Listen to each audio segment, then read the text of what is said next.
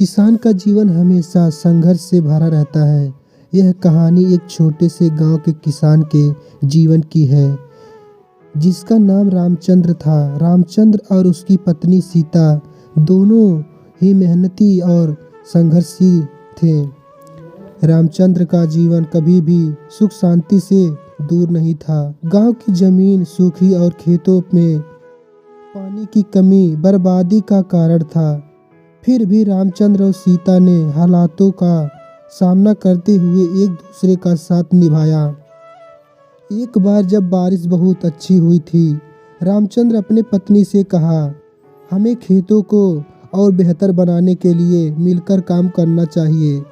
सीता ने भी तत्परता से सहमति दी और उन्होंने मिलकर खेतों को तैयार करने का काम शुरू कर दिया।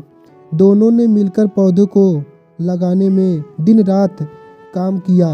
वे बड़ी मेहनत करते रहे और खेतों को हरित और सुंदर बना दिया। उन्होंने सीखा कि मेहनत और संघर्ष से ही सफलता मिलती है।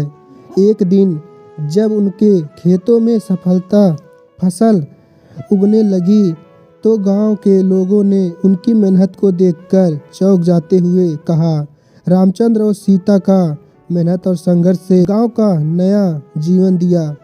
समय बीतता गया और उनकी मेहनत ने फल दिखाना शुरू कर दिया।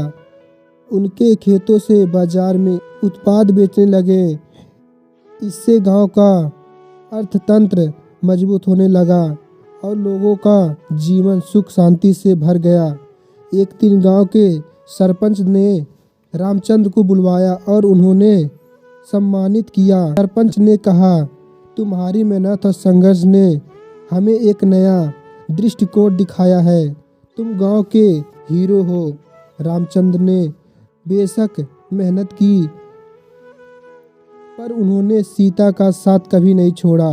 वे दोनों मिलकर हर समस्या का सामना करते रहे और अपने गांव को एक नया आदर्श दिखाते रहे।